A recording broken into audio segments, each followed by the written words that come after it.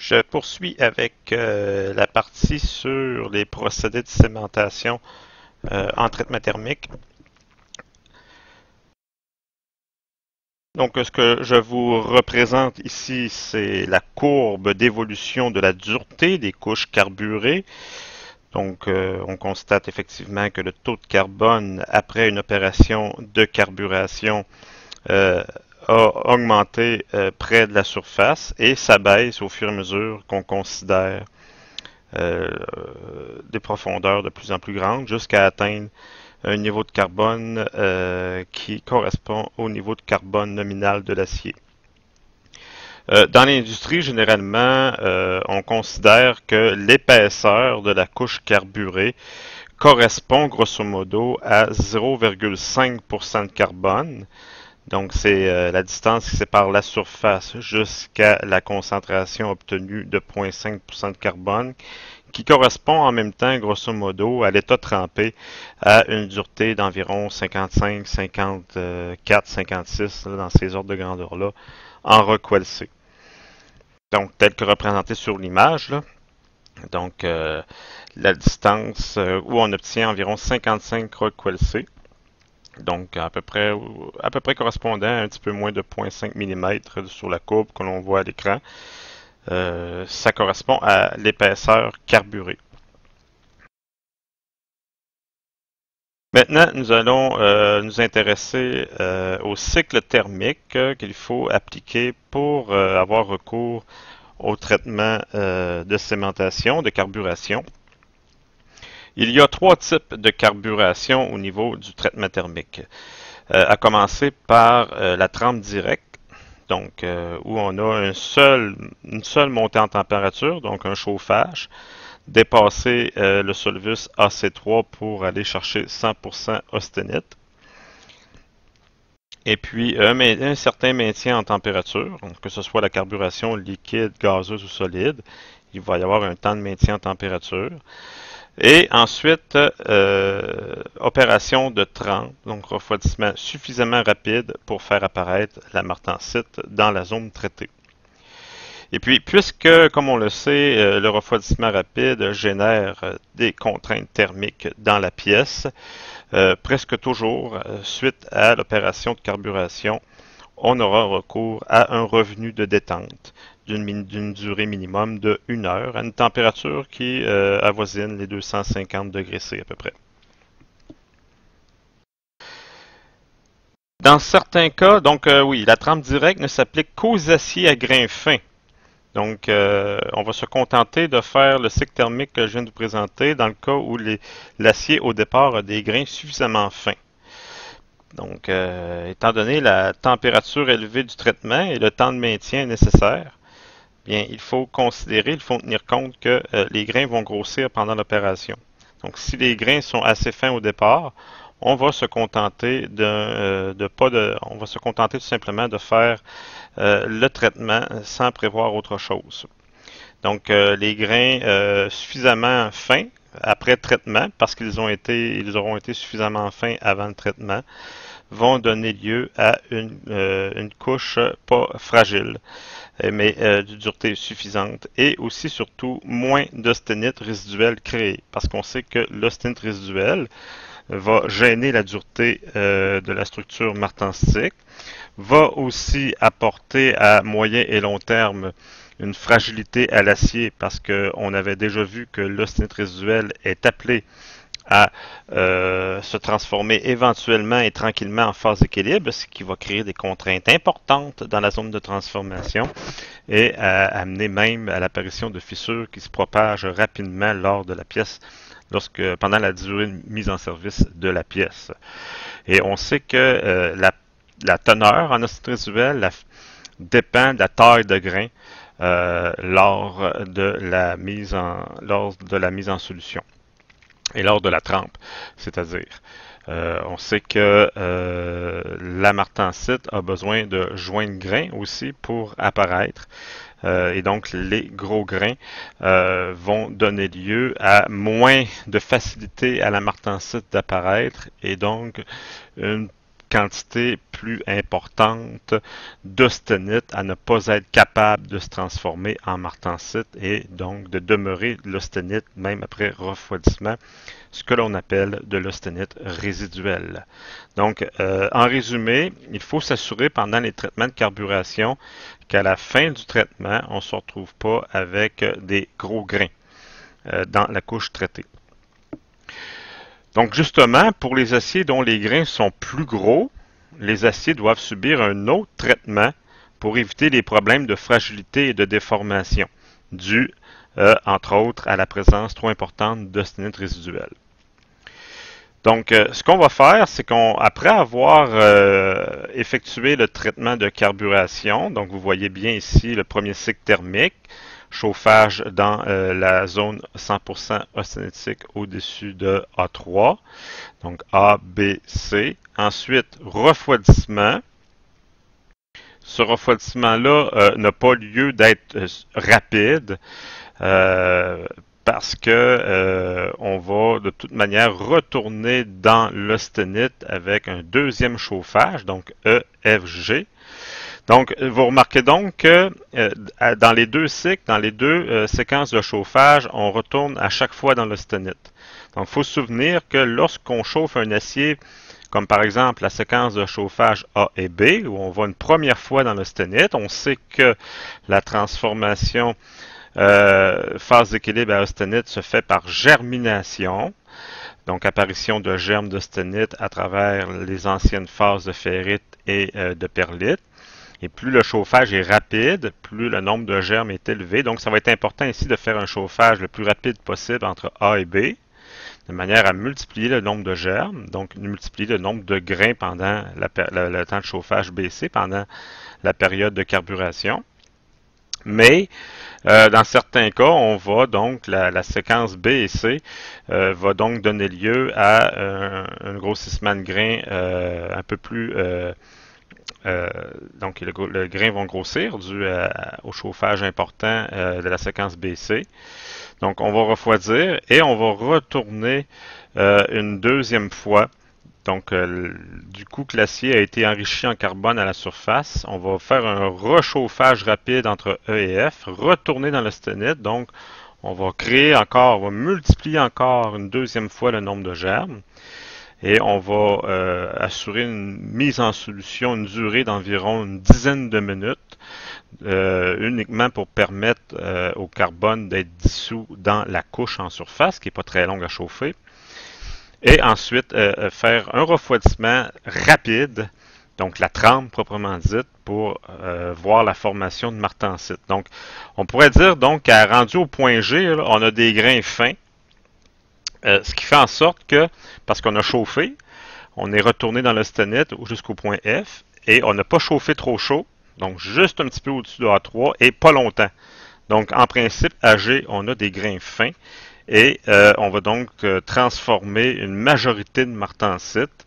On ne créera pas beaucoup, presque pas du tout d'austenite résiduelle, de manière qu'au point H, on se retrouve vraiment avec une couche durcie, enrichie en carbone, martensitique, très dure. Et encore une fois, toujours un revenu qui suit le traitement parce que le refroidissement rapide de GAH a bien entendu, encore une fois, généré des contraintes qu'il faut enlever à la pièce. Donc, un revenu de détente à environ 250 degrés C ici. Donc, c'est bien important de ne pas trop chauffer au revenu parce qu'on veut pas, on veut pas on ne veut pas faire de revenu d'adoucissement. Bien important, un revenu de détente, 250 degrés maximum, parce qu'on veut conserver la structure 100% martensite à la surface, de manière à maximiser la résistance à l'usure. Donc, on ne veut pas appauvrir cette martensite-là en carbone et surtout pas non plus voir la formation de phases d'équilibre.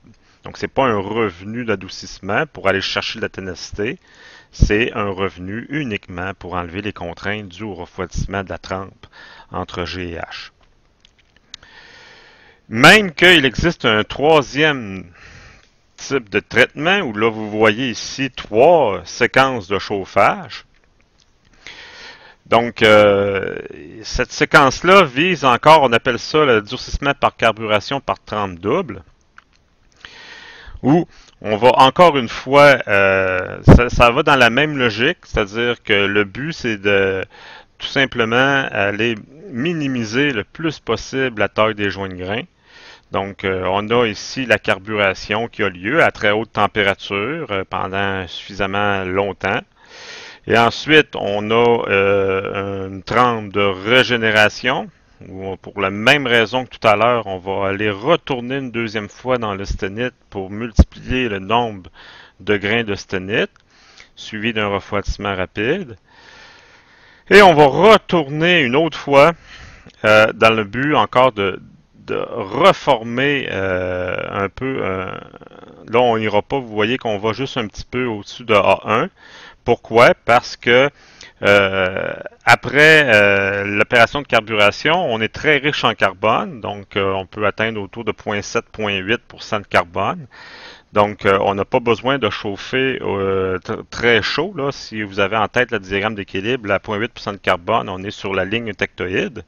Donc, il ne s'agit que de chauffer que quelques dizaines de degrés au-dessus de la ligne tectoïde A1, de manière à réussir à dissoudre tout le carbone et faire une deuxième trempe. Et là, vraiment, là, ça c'est, on a optimisé l'affinement des grains, puis on vient d'assurer par ce cycle thermique-là d'avoir vraiment pas beaucoup d'austenite résiduelle et de ne pas rencontrer les problèmes associés à la présence d'austenite résiduelle dans la couche carburée. Et vous avez bien entendu encore une fois un revenu de détente qui suit tout ça après. Donc, cette opération permet de minimiser au maximum la quantité d'austenite résiduelle. Donc, c'est pour ça qu'on retourne deux fois. Le premier cycle, bien entendu, ça sert à carburer, donc à faire la carburation, mais les deux autres cycles permettent de minimiser la quantité d'austenite résiduelle dans la couche traitée. Et c'est pour les aciers à plus forte teneur en carbone. Donc, pour les aciers à plus faible teneur en carbone, il n'est nécessaire que d'y aller deux fois, mais pour les aciers à plus forte teneur en carbone, qui sont susceptibles de produire plus d'austenite résiduelle, il est nécessaire de reprendre le traitement une deuxième fois. Une deuxième trempe. Maintenant, au début de la capsule précédente, j'avais dit qu'on allait parler de sémentation de manière générale, mais la sémentation se sépare en deux parties, la carburation, mais il y a aussi la nitruration. Donc la nitruration, elle consiste à faire quoi? Ben, à utiliser l'azote comme élément pour durcir les couches superficielles des aciers. Donc l'élément sémentant est l'azote. Pourquoi qu'on ne dit pas azotation? Ben, c'est parce que azote en anglais, c'est nitrogène. Donc, en anglais, c'est devenu le mot nitration, c'est-à-dire nitriding. Et la nitration est une espèce d'anglicisme. Donc, on aurait pu utiliser le mot azotation. Mais la langue française a décidé de plutôt utiliser le mot dérivé de l'anglais nitruration. En anglais, c'est nitriding, mais nitrure, parce que de toute manière, on forme des nitrures lorsqu'on fait de la nitruration. Le mot français, des nitrures, ce sont des molécules de métal combinées avec des atomes d'azote, qu'on appelle des nitrures. Donc, c'est pour ça qu'on utilise le terme nitruration aussi. Donc, c'est utilisé pour les aciers de construction ou des aciers-outils. Donc, tout dépend. Dans les aciers-outils, pour les durcir, donc diminuer augmenter leur durée de vie, diminuer leur rythme d'usure, et pour les aciers de construction, pour diminuer justement leur usure et leur durée de vie aussi. Donc, ce traitement est effectué dans le domaine ferritique. Ah, vous voyez, contrairement à une autre différence par rapport à la carburation, c'est que dans la carburation, on est dans la phase austénitique. Le carbone diffuse beaucoup mieux dans l'austenite. Tandis qu'ici, c'est l'inverse. L'azote diffuse beaucoup mieux dans la ferrite. Donc, on va donc chauffer à des températures entre 490 et 550 degrés C. Et il n'est pas besoin d'être suivi d'aucun traitement thermique. Donc, on n'a pas besoin de tremper, autrement dit, après une carburation. Les déformations sont donc minimes puisqu'on chauffe à des températures plus basses que pour une carburation. Donc, les contraintes générées lors du refroidissement, on n'a pas besoin de refroidir rapidement non plus. parce que c'est pas une trempe, là. Le but, c'est pas de fixer le carbone dans la martensite. Le but, c'est de former des nitrures. Donc, on n'a pas à refroidir rapidement après la séquence de chauffage. Donc, le fait de chauffer moins chaud, parce que le traitement se fait dans la phase ferritique, et de ne pas avoir besoin de refroidir rapidement, ça fait en sorte que la nitruration ne génère pas de contraintes et de déformation. Autre avantage, les duretés sont plus grandes qu'avec une carburation. On peut atteindre même 70 Rockwell C. Donc, c'est 65 le maximum avec la carburation. Ici, on vient chercher un 5 Rockwell C supplémentaire. Ça donne une meilleure résistance à la fatigue, parce que la couche est moins fragile. Meilleure résistance à l'usure et aussi à la corrosion, parce que l'azote permet d'augmenter la résistance à la corrosion. La profondeur de la couche est plus faible que pour une carburation. Donc ça, c'est les avantages. Les aciers qui se prêtent le mieux au traitement de nitruration, ça prend des aciers qui contiennent une certaine quantité d'aluminium, de chrome et ou de molybdène, mais surtout de l'aluminium.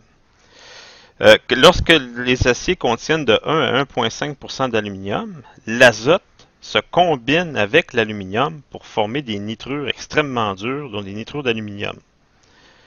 Donc, on peut atteindre jusqu'à 1200 Vickers, ce qui est très élevé comme couche superficielle en présence d'aluminium. Le chrome aussi, donc de 1 à 4% de chrome, on peut former des nitrures de chrome, mais la dureté est un peu moins élevée qu'avec l'aluminium, jusqu'à 1100 Vickers. Sinon, il y a aussi le molybdène qui est capable de former des nitrures avec l'azote. Mais surtout, le molybdène s'oppose au grossissement des grains, évitant ainsi une fragilisation des pièces lors du cycle thermique. Donc, la nitruration est pratiquée pour les aciers de construction, pour les pièces qui doivent posséder une grande résistance à l'usure, on l'avait dit tantôt, les aciers outils. Je me répète un petit peu, là, mais on l'avait déjà dit. Avant la nitruration, et là, ça, c'est une autre différence par rapport à la carburation, c'est que il faut faire un traitement thermique avant la nitruration. Les aciers sont amenés à l'état bénitique par une trempe suivie d'un revenu effectué à une température supérieure à celle de la nitruation. Donc ça, c'est une particularité. Il faut faire donc une trempe étagée bénitique. C'est dans ces conditions-là que la nitruration va mieux fonctionner, avec un suivi d'un revenu. Donc la structure bénitique, elle favorise la diffusion des atomes d'azote et aussi la formation de nitrures. Donc c'est peut-être un inconvénient par rapport à la carburation, le fait de devoir effectuer un traitement thermique spécifique avant de faire une nitruration. Donc généralement, on va faire une trempe étagée bénitique. Comme c'était le cas avec la carburation, il existe plusieurs milieux dans lesquels on peut procéder à la nitruration, à commencer par parler de la nitruration gazeuse. Donc, il s'agit d'exposer la pièce retraitée dans une atmosphère. Très souvent, c'est l'ammoniac qui est utilisé. L'ammoniac est une source d'azote. La molécule, c'est NH4. Donc, ça, c'est ce qui est le plus utilisé comme gaz dans les procédés de nitruration gazeuse. La température va être comprise entre 490 et 550 degrés C. Et l'azote il va y avoir production d'hydrogène à la surface et l'azote va pouvoir rentrer dans la pièce. Vous avez un graphique ici qui montre l'influence du temps d'exposition ainsi que de la température sur l'évolution de la nitruration, exprimée par la profondeur de nitruration en millimètres. Donc on voit que plus on expose la pièce longtemps, plus l'azote s'en va profondément dans la pièce, ce qui est tout à fait normal.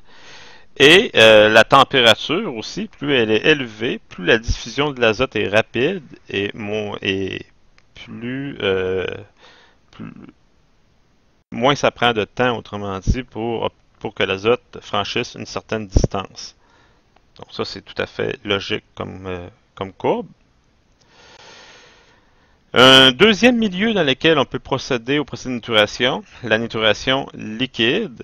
Là, il y a différents types de produits qui peuvent être utilisés. Généralement, ça va être des cyanures ou des cyanates, donc des sels à base de cyanure. Le cyanure, c'est un composé constitué d'un atome de carbone et d'un atome d'azote, un ion CN, qui est combiné, qui peut être combiné avec différents métaux comme le sodium ou le calcium, qu'on chauffe à une température comprise entre 530 et 580. Donc, ce sont des bains de sel fondus, très dangereux, soit dit en passant, parce que ce sont des cyanures. La durée de traitement la plus courante est de 90 minutes. Elle permet la formation d'une couche niturée de 8 à 12 microns.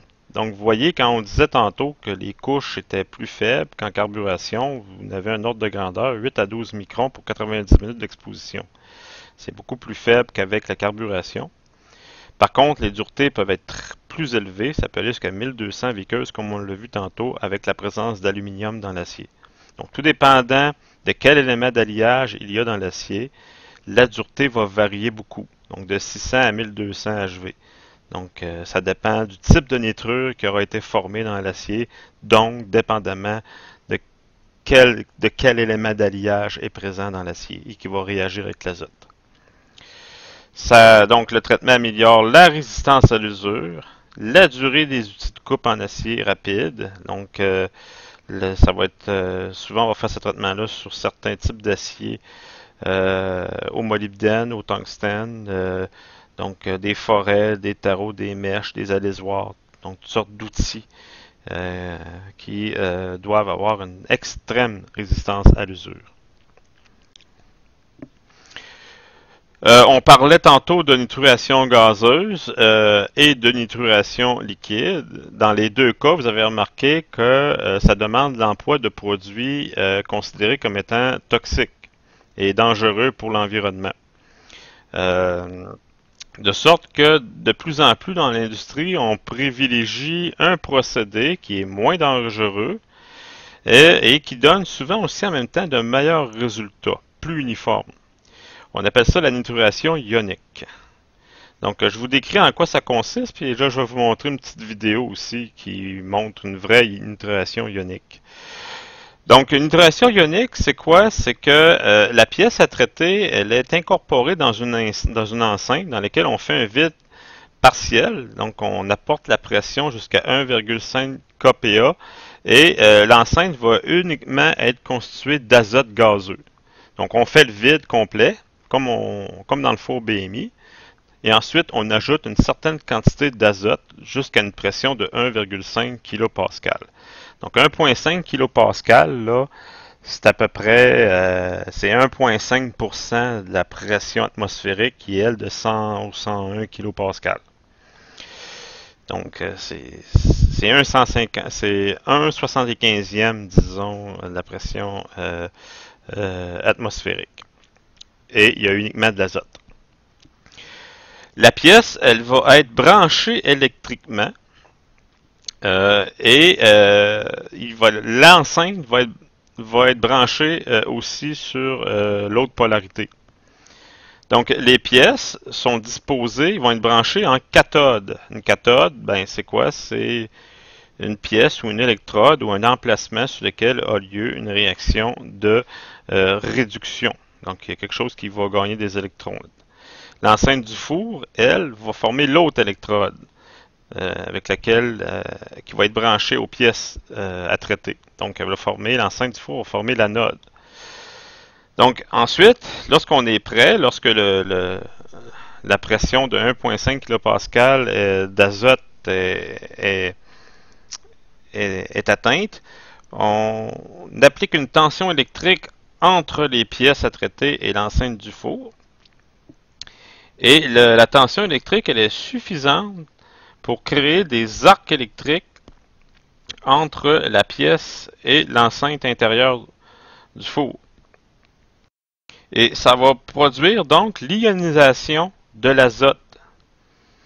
Donc, l'arc électrique, quand ils vont passer à travers les molécules d'azote, ont cassé les molécules d'azote. Donc, on sait qu'une molécule d'azote, c'est constitué de deux atomes d'azote. Et donc, les molécules vont être cassées, les deux atomes vont être séparés et vont perdre des électrons. Ils vont être ionisés. C'est pour ça qu'on appelle ça la nitruration ionique. Donc, ce qui est ionisé dans la nitruration ionique, ce sont les gaz, les molécules d'azote qui sont brisées par le passage de l'arc électrique dû à la différence de potentiel entre les pièces et l'enceinte du four. Et là, le résultat visuel que ça donne, ben, les pièces sont entourées d'une lisière luminescente d'ions d'azote qui recouvrent les pièces. Et ce sont ces atomes, ces ions d'azote-là, qui, du coup, se retrouvent à la surface des pièces et qui seront capables de rentrer à l'intérieur des pièces. Et donc, de faire ce qu'on appelle la nitruration. Donc, cette couche luminescente, épaisse de quelques millimètres, est composée d'ions d'azote qui bombardent la pièce. Il y a alors diffusion de l'azote sous l'effet de la température produite par le bombardement ionique, ça fait une température d'environ de 4 à 600 degrés C. Donc, vous voyez une pièce ici, une vis, ou je sais pas, une pièce en forme de T, qui est recouverte d'un faisceau luminescent. Donc, c'est vraiment des ions d'azote à haute température qui recouvrent la pièce. Et on voit ici le branchement, là, l'enceinte qui représente le cercle, branché en tant qu'anode, et la pièce branchée en tant que cathode. Bon. Sur Internet, il existe de nombreuses animations d'opérations d'ionisation ionique, dont celle-ci que je trouve peut-être un peu plus intéressante et belle à voir. Donc, vous voyez ici des pièces qui sont disposées, là, plusieurs pièces qui sont disposées dans le fond sur un plateau.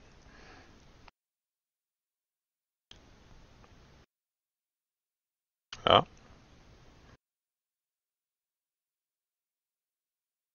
Là, on va les recouvrir de façon à ce que le courant puisse passer sur chacune des pièces.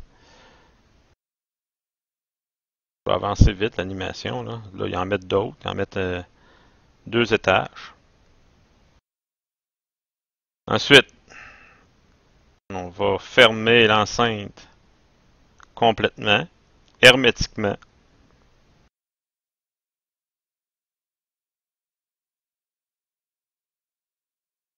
Un vide va être créé avec une pompe à vide. Le contrôleur qui est ici. Là, j'essaie de faire avancer le film plus rapidement.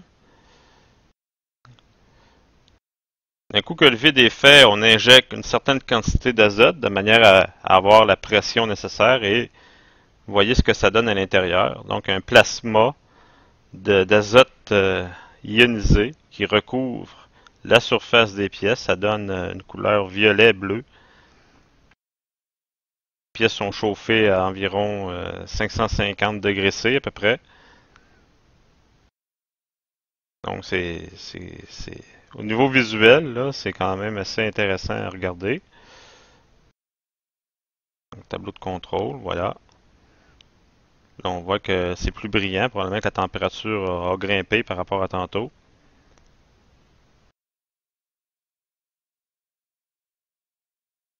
Et là, on laisse ça pendant un certain temps comme ça.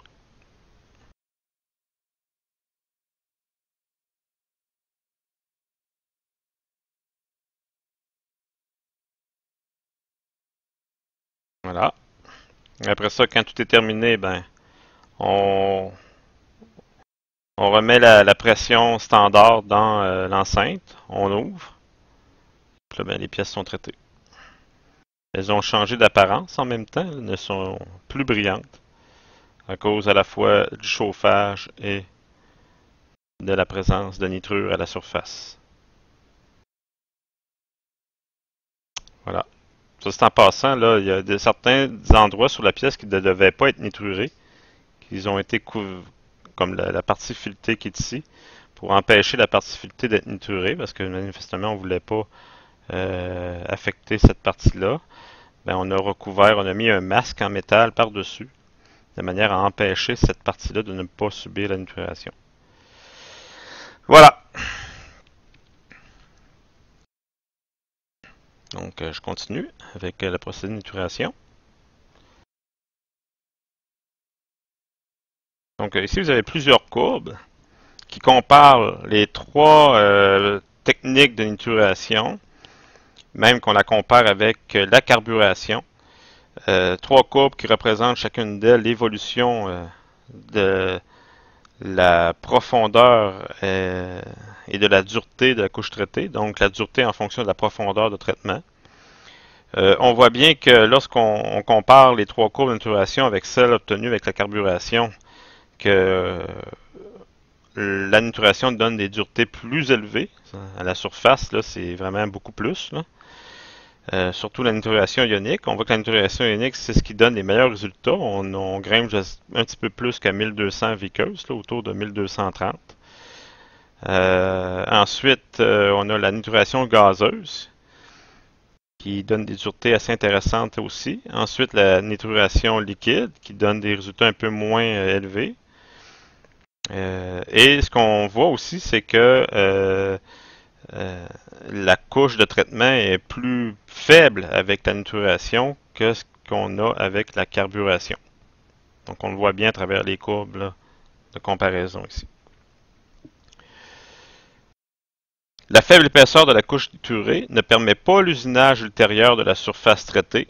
Donc c'est trop mince. Ça veut dire ce qui arrive, c'est qu'on va, si on se met à usiner là-dessus, on va probablement sortir de la couche traitée, puis on va falloir recommencer la nituration. Donc pour cette raison-là, il faut absolument que la nituration là, soit la dernière étape, que tout ce qui est usinage ou finition de surface soit terminé avant de procéder à la nituration.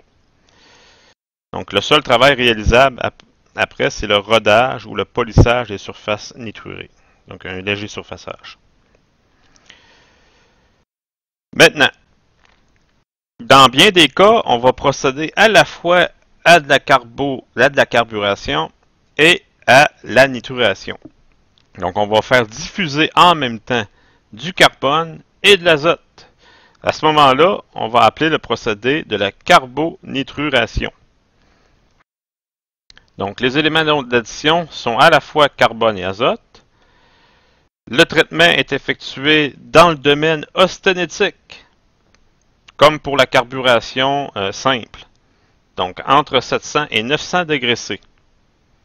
Donc, vous voyez, là, la carburation, là, c'est au-dessus de 910. Ça peut aller jusqu'à 970 degrés C. Tandis qu'en carbonitruration, c'est température plus faible de traitement, entre 700 et 900.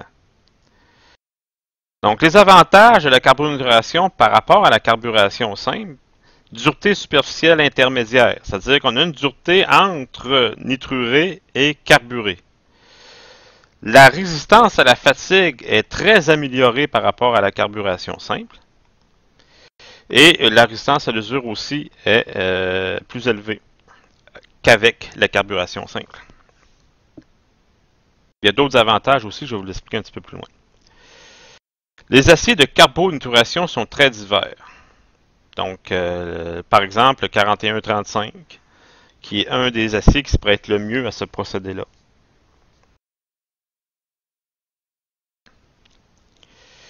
Il y a trois versions de carbonitruration. La carbonitruration légère, moyenne et profonde. La carbonitruration légère, elle convient aux pièces sujettes à des déformations au chauffage ou lors du refroidissement. Donc, ce sont des pièces qui, si l'on refroidit trop rapidement ou chauffer trop chaud, ben il y a trop de contraintes qui vont être qui risquent d'apparaître. Donc, il risque d'y avoir des déformations plastiques dans la pièce et même l'apparition de fissures pendant le traitement. Donc, à ce moment-là, ce qu'on va faire, c'est qu'on va s'arranger pour faire un traitement à la plus basse température possible. Donc, la température, carbonitruration légère, c'est entre 650 et 790 degrés C. Donc, vous voyez, c'est pas tellement chaud, ce qui fait qu'on va réduire les risques de déformation et d'apparition de fissures dues aux contraintes lors du refroidissement. Elle permet l'obtention d'une couche carboniturée très riche en nitrure et d'épaisseur comprise entre 0,02 et 0,04 mm. Donc, l'azote diffuse mieux à plus basse température. Voilà, tantôt je vais vous le dire là. Donc, quand la température est plus basse, la nituration elle est plus favorisée que la carburation. Parce qu'il faut se rappeler que l'azote diffuse dans la ferrite et non pas dans l'austenite. Donc, il va y avoir beaucoup de nitrure de formée. Et la dureté obtenue sans trempe varie entre 35 et 55 Rockwell-C selon la nuance d'acier et la température du traitement. Donc, puisque la trempe n'est pas toujours nécessaire avec la carbonituration légère parce que la nituration elle est favorisée par rapport à la carburation.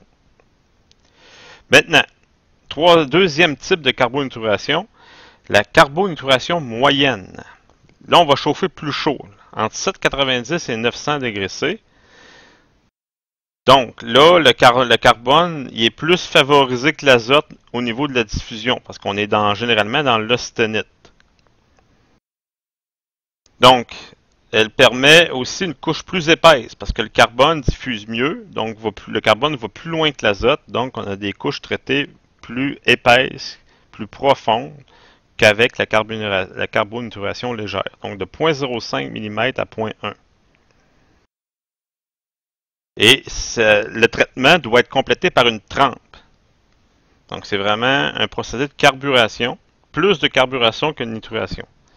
Donc après la trempe, la couche carboniturée atteint une dureté de 57 à 63 Rockwell-C. Et finalement, la carbonituration profonde, où là les températures, donc entre 840 et 870, mais l'épaisseur de traitement 0,5 à 0,1 à 0,5 mm. On va l'appliquer aux pièces exigeant une surface dure et un noyau tenace. Donc, c'est-à-dire que c'est des pièces qui doivent avoir une très grande résistance à l'usure, avec un noyau tenace, c'est-à-dire qu'au départ, l'acier aura reçu un traitement thermique conventionnel dans la masse qu'on ne veut pas affecter pour augmenter la résistance à l'usure. Donc le traitement s'effectue à une température entre 840 et 870 et les pièces sont ensuite refroidies lentement dans le four jusqu'à 540 et 600. Puis à partir de ce moment-là, trempées afin d'obtenir une dureté superficielle de 57 à 60 Rockwell-C. Donc ici, ça peut paraître bizarre qu'on doive refroidir lentement à partir de la température de traitement jusqu'à environ 550 degrés. Donc, on serait peut-être porté à penser que ça ne trempera pas. Parce que le but ici, c'est d'avoir une couche riche en carbone trempée comme pour la carburation conventionnelle. Mais on va quand même réussir à tremper à partir de 550 degrés C. Parce qu'en réalité, à 550, on est encore dans l'austenite. Pourquoi? La température de traitement a une influence sur la répartition du carbone et de l'azote dans la couche carboniturée.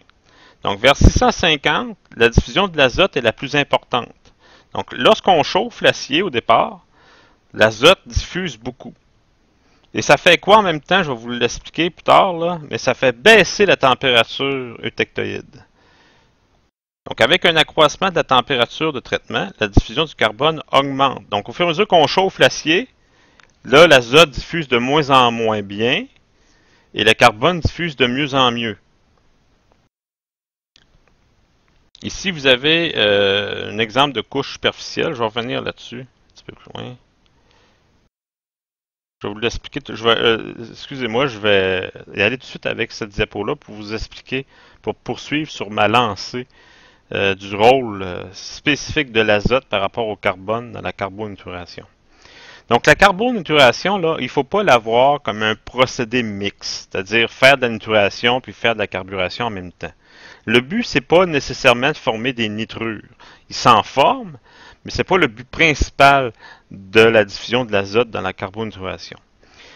L'azote, ce qu'elle fait, c'est qu'elle fait deux choses. C'est un élément, il faut l'avoir comme un élément d'alliage. Hein, on sait que les éléments d'alliage, ils ont une influence sur les températures des solvus, donc sur la position des solvus A3, A1. Il y a des éléments d'alliage qu'on dit gamma-gènes. Il y a d'autres éléments d'alliage qui stabilisent le réseau cubique centré qu'on dit alphagène. Ben, l'azote, quand il rentre dans l'acier, il devient un élément d'alliage. Donc, il a une influence, lui aussi, comme les autres éléments, comme le chrome, le molybdène, le nickel, etc. Au fur et à mesure que l'azote rentre dans l'acier au début du traitement, il a une influence sur les lignes de transformation. L'azote est un élément qui est gammagène. Il stabilise l'austenite. Malgré qu'il diffuse plus facilement dans la ferrite, il est un stabilisateur de l'austenite. Donc, au fur et à mesure que l'azote diffuse, il abaisse la température pour laquelle on fait apparaître de l'austenite. Et aussi, deuxième influence importante, c'est que l'azote améliore la trempabilité des aciers. Il retarde la transformation de l'austenite à phase d'équilibre. Donc, permet plus facilement, pour des refroidissements plus lents, l'apparition de la martensite. Donc, au total tout, l'azote, ce qu'elle fait, c'est qu'elle favorise la trempe dans la couche surfacée. Pas surfacée, dans la couche superficielle. Donc, ce que je viens de tout dire ici, il est écrit ici. Là. Donc, dans la carbonisation, l'azote joue les rôles suivants. Il abaisse la température de transformation allotropique de l'acier, ferrite à austenite, diminuant ainsi la température du traitement. Donc, ce que ça fait, ça, c'est que là, on a besoin de chauffer moins chaud, les grains grossissent moins, les pièces sont moins sujettes aux déformations lors du refroidissement, les pièces sont moins sujettes à fissurer lors du refroidissement. Donc, il diminue aussi la vitesse critique de trempe de l'acier. Donc, autrement dit, diminue la vitesse de refroidissement nécessaire pour faire apparaître la martensite, permettant un refroidissement plus lent des pièces, réduisant ainsi aussi les contraintes internes dues à la trempe ou les déformations pour les pièces plus minces, qui peuvent provoquer la déformation et même la fissuration des pièces. Donc, en accroissant la trempabilité des aciers carbonitrurés, l'azote permet dans certains cas le remplacement d'aciers alliés par des aciers ordinaires moins onéreux. Vous voyez, c'est ça le grand avantage. C'est que au lieu d'acheter des aciers contenant des éléments d'alliage en quantité suffisante qui ajoutent un prix élevé à l'acier, pour ne pas avoir les problèmes de fissure lors d'un refroidissement trop rapide, on va se servir de l'azote dans un procédé de carbonituration pour remplacer les éléments d'alliage qui sont très onéreux dans les aciers, de manière à avoir une couche durcie. Donc, si je reviens un petit peu maintenant en arrière, si vous me le permettez, parce que je vais escamoter certaines petites choses. Donc, lorsque on a affaire à une couche carboniturée, la couche se divise en deux. Donc, la couche 1, c'est là où vous avez beaucoup d'azote et aussi beaucoup de carbone, bien entendu. On va avoir présence de cémentite. Oui, la cémentite, de la martensite, mais surtout présence de nitrure de fer ou de nitrure de d'autres éléments d'alliage. Ensuite, dans la couche 2, vous avez pratiquement plus d'azote. Donc, vous avez une couche intermédiaire principalement enrichie de carbone. Le carbone, lui, va plus loin. Fait que vous êtes encore enrichi en carbone dans la zone 2, à l'état trempé, donc martenstique. Et aussi avec une certaine présence de synthèse résiduelle. Et 3, la partie non traitée. Donc, la cyanuration, ça c'est un procédé de carbonituration qu'on va faire dans des bains de cyanure. Donc, le cyanure étant à la fois une source de carbone et d'azote. Comme je l'ai dit tantôt, le cyanure c'est un composé carbone-azote. Donc, on peut procéder à la carbonituration dans des bains cyanurés. On va effectuer ça à une température entre 780 et 880 degrés C. Hors de grandeur, la durée de traitement, 30 minutes à 5 heures, dépendant de l'épaisseur de la couche qu'on veut avoir. Et ensuite, la cyanuration est complétée par une trempe à l'eau ou à l'huile pour aller chercher le plus de martensite possible, mais ce n'est pas obligatoire. C'est plus souvent à l'huile, de manière parce qu'on n'a pas besoin d'avoir recours à un refroidissement très rapide. Comparé à la carbonaturation gazeuse, la cyanuration présente l'inconvénient d'employer des bains de cyanure très dangereux et pose le problème de l'élimination du cyanure résiduel. Voilà. J'essaie de voir si j'ai pas oublié des choses. Donc, en résumé, la carbonaturation présente sur la carburation l'avantage de produire moins de déformation des pièces, une diminution du grossissement du grain, parce que les températures de traitement sont plus basses, ainsi qu'un nombre de tapures de trempe moins important, tapures voire l'apparition de fissures, parce que les températures sont moins basses et les taux de refroidissement requis pour la martensite sont plus faibles qu'avec une carburation conventionnelle. Donc, de façon générale, la carbonaturation donne des résultats supérieurs à la carburation. Donc, ça complète pour la deuxième capsule de la semaine numéro 12. Il n'y a pas d'autres capsules de prévues cette semaine parce que ma seule intention pour cette semaine, c'était de couvrir le chapitre sur les procédés de sémentation. La semaine prochaine, c'est l'examen. Et dans 2 semaines, je couvrirai un dernier chapitre. Je commençais à couvrir un dernier chapitre où on va se concentrer, où on va s'intéresser particulièrement aux équipements de traitement thermique, aux différentes technologies qui existent pour effectuer les traitements thermiques, donc les types de fours, les types d'atmosphères. Et voilà.